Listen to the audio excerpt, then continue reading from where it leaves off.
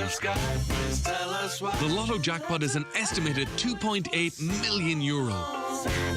Play responsibly in store, in-app or at lottery.ie. The National Lottery. It could be you. Broadcasting throughout the Northwest and across the world online. This is Highland Radio. And you're very welcome back. And as promised, joining me on Zoom now, I've got young Inish own actress Leanne Devlin, who is about to stage her self-written play in London next month. And Leanne, you're very welcome. Thank you so much. So great indeed, actress and playwright, and your play now going to be on the London stage, which is fabulous. So where did your theatre career begin, Leanne?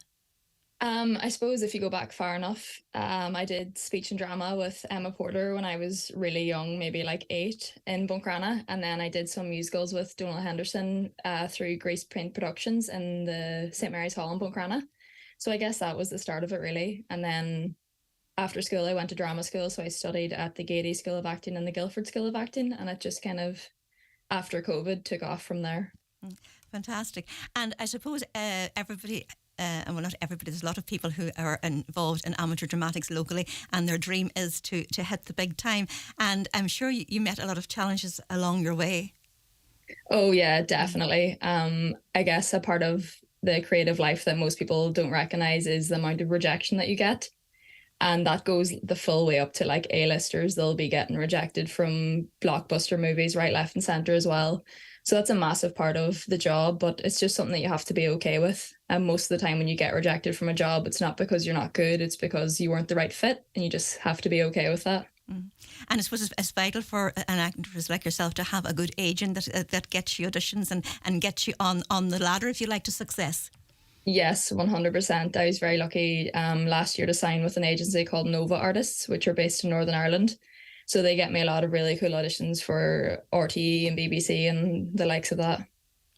And obviously it's worked now because you've written this play. It's a one-woman show and it's going to be staged in London next month. And Slippery While Wet, is that, am I right? And Slippery When Wet, yeah. Yes. So I'm intrigued by the title of that. So tell us a little bit about the play. It's a one-woman show that follows the journey of an actor who was living in a big city and ran out of work and money. So she's had to move back to her hometown to her parents. And then for money, she's got a job in a local supermarket as a cleaner. So when she's working in the supermarket, she falls in love with a colleague. And then that forces her to face her complicated relationship with her hometown, because when she moved home, she initially wanted to get straight back out as soon as she can. It was like a means to an end. But now she's kind of debating whether to stay or whether to go. Mm-hmm. And I believe that you actually did work as a student in the supermarket. So is there personal experience in there, or is it fictional, or is it a mixture of both? I think this is the most common question that I get. The play is totally fictional. None of the events are based on real life, but it is definitely inspired by my time working as a cleaner in SuperValu Carndonagh. So that was not actually when I was a student. When I graduated and COVID hit and there was no theatre work happening is when I was working in SuperValu. And it was just so much crack. Like, it's such a lovely place to work, and all the fun that was going on. I just thought some of this needs to be on a stage because it was comedic gold. And a one-woman show, that obviously brings us challenges because you have no one to bounce off except yourself and nowhere to hide. So I presume that you have got some techniques to keep you going. It's a 60-minute long show, so that's a long time to be on stage by yourself, Leanne. Yeah, it is. Yeah, it's an hour long. But one of my favourite parts of live theatre is the audience interaction and making it an enjoyable experience for the audience. So I'm really excited to use them. It's all direct address, so the whole story is told directly to the audience. It's the fourth wall's broken. There's no, barrier there. So I'm really excited to see their reactions and feed off their energy, because I don't have the cast members to feed off instead. And you're the only actress on stage, but you have a partner in crime with the director, Emma Porter. Is that right? That's right, isn't it? Emma Copeland is her name. Yeah, she's a London-based director. She's brilliant. So originally the show got accepted to Dublin Fringe Festival, and that was meant to be the premiere. And I asked Emma if she'd be interested in directing it, and she read the script and she was on board straight away. And she's just been like a workhorse since. She's doing amazing. And then she asked me if I'd be interested in doing it in London, and I kind of, didn't really think much of it. I was like, of course I'd be interested in doing it in London. And then I think it was like the next day she was like, okay, I've got a 2-week run in Barnes Court Theatre in London for us. And I was like, what? I didn't actually think that was going to happen. And for it to be premiering in London, because that's happening before Dublin Fringe, it's kind of still sinking in. I never thought I'd be doing this so early in my career. So do you have to pinch yourself sometimes to say, is this really happening?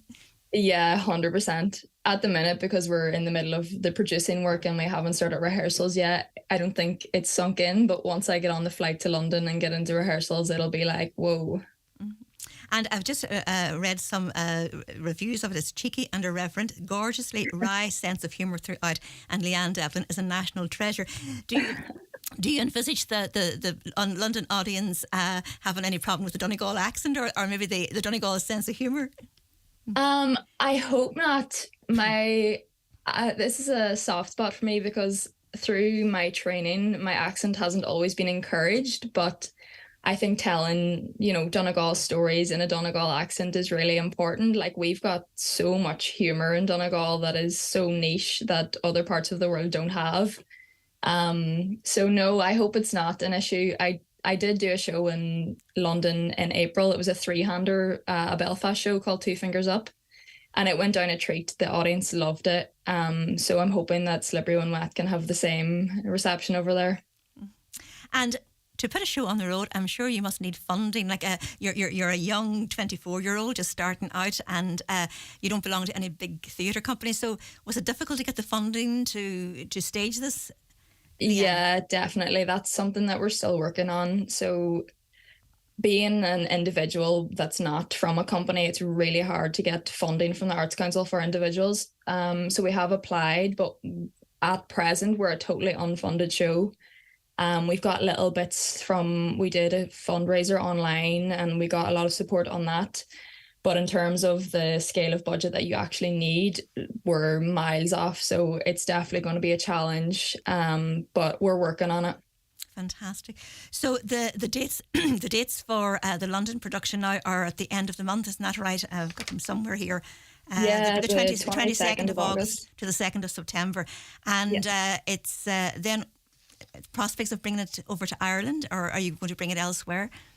Yeah, so we're gonna be in Dublin Fringe Festival in September from the 9th to the 14th, and then I'm off for a bit doing another show, and then in November we're bringing Slippery When Wet to the Lyric Theatre in Belfast. So we're going to be in the Lyric from the 7th to 10th of November. And after Slippery When Wet, are you working on another play then, or future plans down the road? Yeah, so in between the Dublin dates and Belfast dates, the show I mentioned before, Two Fingers Up, that I'm part of, we're actually touring to Australia. So we're going to be doing the show in Sydney and Melbourne over the end of September, start of October. Wow, so as I think Hilda Ogden said in Coronation Street, the world is your lobster at 24. Well, congratulations on your play and it being staged in London and your career, and every success in the future, Leanne. And it's been lovely talking to you this morning. Thank you so much. Thanks a million. Take care.